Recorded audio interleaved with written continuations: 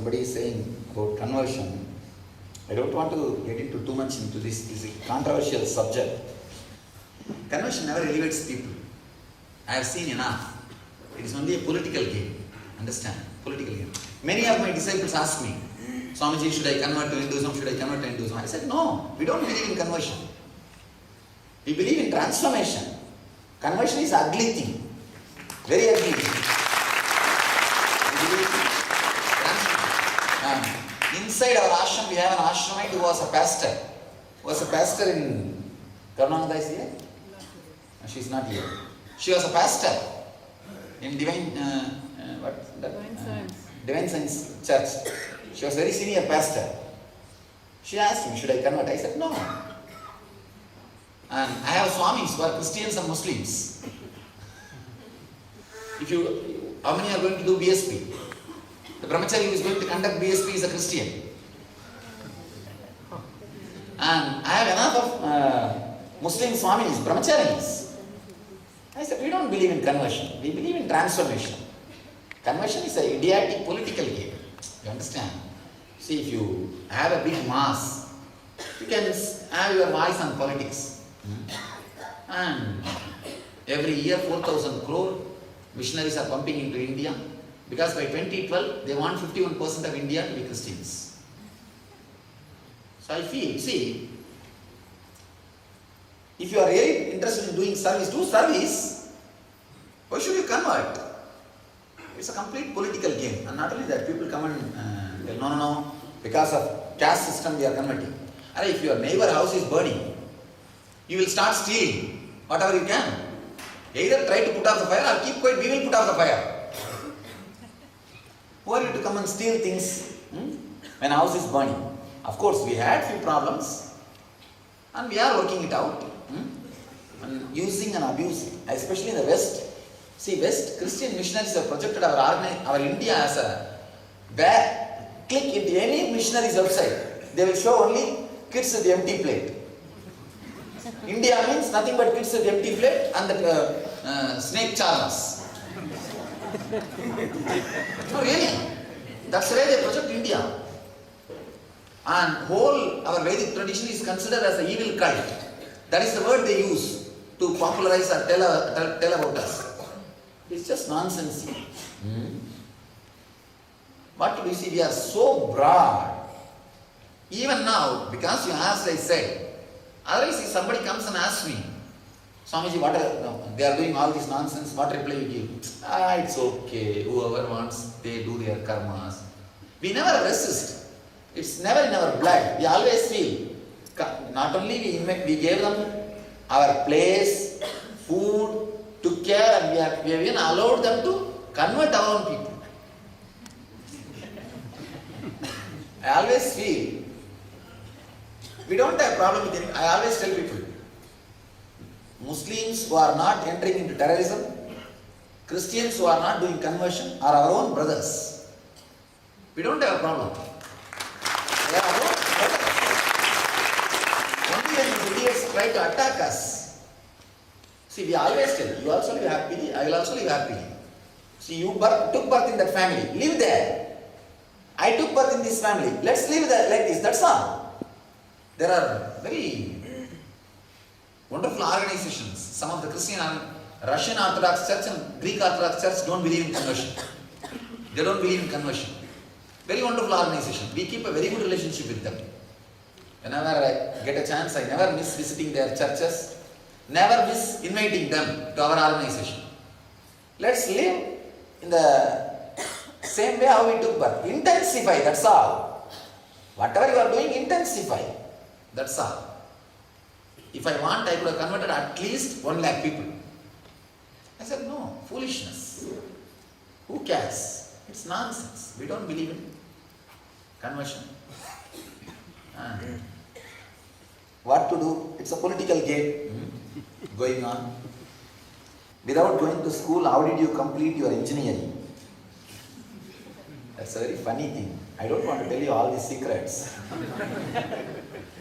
It's not that 100% I did not go, but 90% I did not go. I had one great disciple who was my class teacher.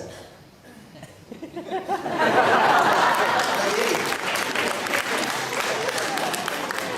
the school I studied, if you read my biography, one teacher had Darshana of Ayyappa in me. So from that time, no problem at all, he will give attendance.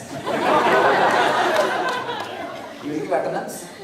And even day before yesterday, he came and met me. He had darshan and so devoted. I don't know how come this guy became devoted to me at that time, during my school days. And he will call me only Swami from that time. Actually, one of his relatives is a great astrologer, who was my family astrologer. So that guy has told him, I think that astrologer's maybe cousin or something. That guy has told him, I take care, this boy is not a small boy. Don't think he's an ordinary guy. Something he told.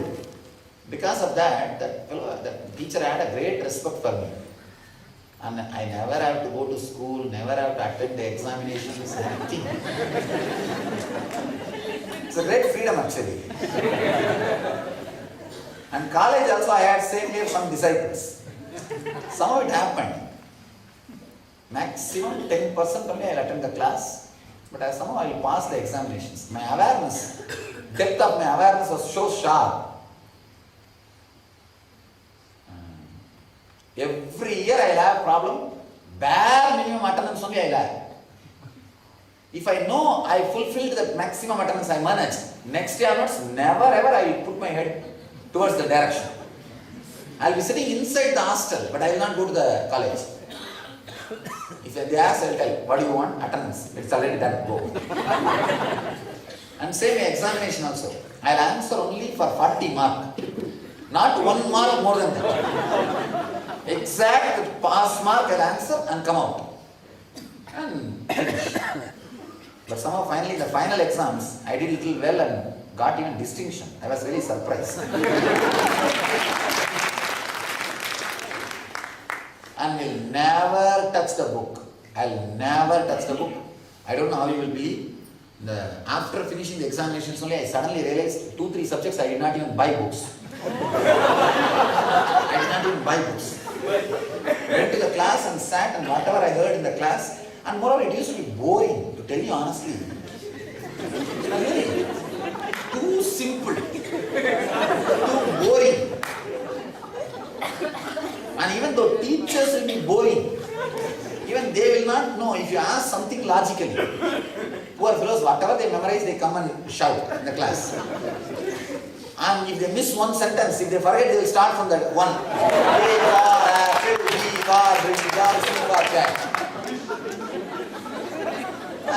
Boring. So sometimes I used to torture the teachers by questions. They will tell you, don't come to the class, I will put the attendance. That is the bargain. Yes, no, I have no problem, I will come and sit in the class, but I will ask questions. And they say, better you don't come. Because they lose their respect in the class if they can't answer. And especially this mechanical engineering, whatever is outdated 100 years ago, that only is syllabus. Mechanical engineers. Now, in those days I used to think to get a degree you need intelligence.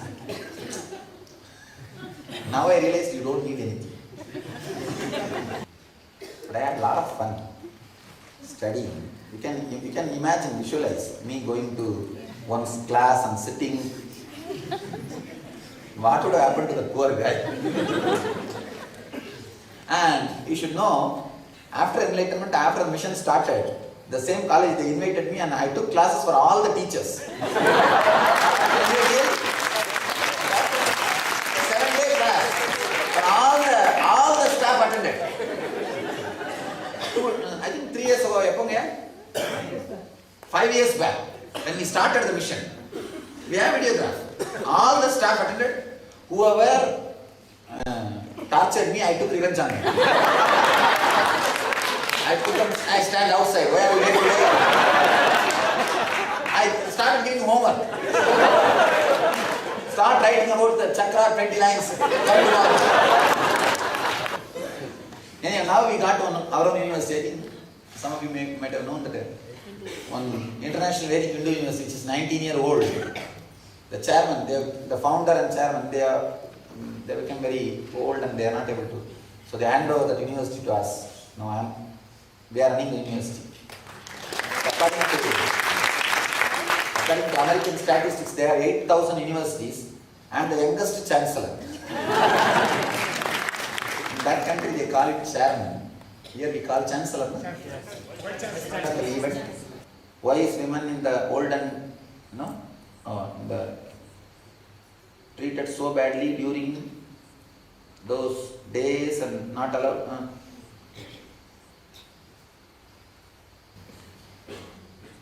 It's an important problem.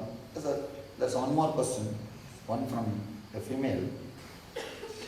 You only asked, why women are not allowed? Okay.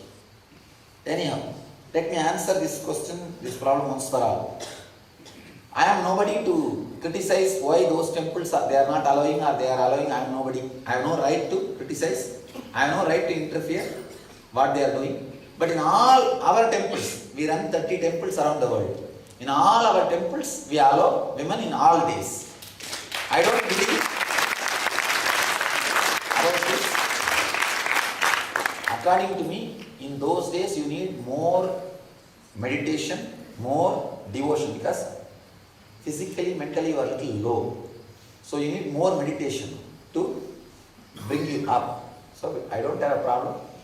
People ask me, in my house, puja room, elders are not allowing us to enter the puja room.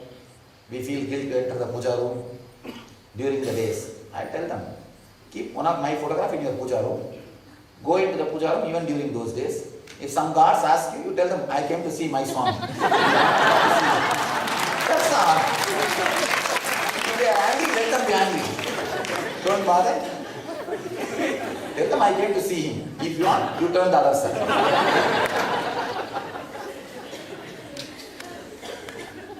I don't believe in this. And somebody asked me about this. There's a question about this Mangal Sutra also. To tell you honestly, I don't believe in Mangal Sutra. You asked the question. I don't believe in Mangal Sutra. If you want, you can wear traditionally. I feel men should wear Mangal Sutra. Going around. Even according to statistics, the extramarital affair is more with men only, not with women. No, it's the statistics. I'm not. Women are also involved in that. That's what I'm saying. But the number statistics is more. The first step or aggressive step is from men only. So naturally, It may be attractive that. Relax.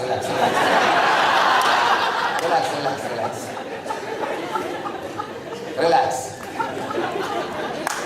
Now you see, when it comes to truth, you have to tell. Nothing can be done. Simple truth is simple truth. Nothing can be done. So I feel, personally, men should wear more than women.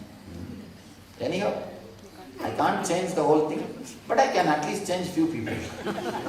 Somebody is asking, at Chennai ASP you told that you, for tiring elephant in a hat, you keep a group photo. I told about tying the elephant, means the coming down into the body. He's asking a question about that. Tying the elephant in the hat, you keep a group photograph of disciples with you. But today you have told that you chant mantra, where we changed your technique. See, the problem is, sometimes disciples are not that mature to receive the master's love. Master's love is so intense and so beautiful. These fellows are not that qualified. That's why I changed from disciples to mantra. Now I don't have the photograph, I removed it. Earlier I used to have a group of disciples photograph in my room. Morning, the moment when I get up, I feel, oh, all these guys need me. And now I decided mantra is enough. The cough will come in this meditation technique. Cough will come when the Vada Pitta Kapha is getting balanced. Why saffron and white clothes are to be worn while going after spiritual pursuit. See, there is something called color therapy. You heard? The West now it has become very popular. If you use a light blue in your bedroom, you will have a deep sleep. If you use a dark red light, you will have a disturbed sleep and dreams. Colors play a major role on your mind. This color awakens your consciousness, your awareness. White awakens a kind of a silence, peace in you. That's why around the world, white is considered as a symbol of peace. This is symbol of consciousness, awareness. That's why I use this cloth. Actually, I am not supposed to use this cloth technically. Technically, Paramahamsa is much more than a Swami. There's a sutra. Paramahamsa should radiate so much of grace without even the outer symbols like a cloth and the vibhuti. People should be able to recognize him. So, I am not supposed to technically use, but my respect for this cloth, for quite a long time I used this during my wandering. Before my enlightenment. After enlightenment, you are not supposed to use this cloth. You are supposed to use the sky as the dress, means Naga, means the naked. If at all you wear the cloth, rainbow as the colors, means all 7 colors. Sky or the rainbow. If you are in the forest, sky is the cloth, Digambara. If you are in the city, rainbow is the cloth. All colors you are supposed to use. Means people should not respect you because of the cloth. They should respect you seeing the energy and grace you radiate. So I am not supposed to technically use, but I love this and moreover maintenance free. That's why I started using it. But it has something to do with consciousness also. Here is one wonderful experience. My mother had a sister who remembered her past life lucid details. Her daughter's names, Hindu names she could not have heard, living in a sheltered manner in a sick home and community. Lots of details about her life then. She begged and pleaded for my mother's family to take her to her previous home so she could show her husband where she had hidden jewelry for her daughter's marriage. This child died young of a childhood illness. Her family used to discourage any talk of her past life, thinking it to be a bad woman. No, I think very unfortunately the child has been misused and killed. Actually, they should have taken the child to some enlightened master and encouraged. When you remember your past, don't think it is just a power. You will suddenly remember you are doing the same game again and again, and you will also start working for enlightenment. Remembering past is a powerful technique to achieve enlightenment. You will be just pushed towards enlightenment. So I feel they should have helped the child.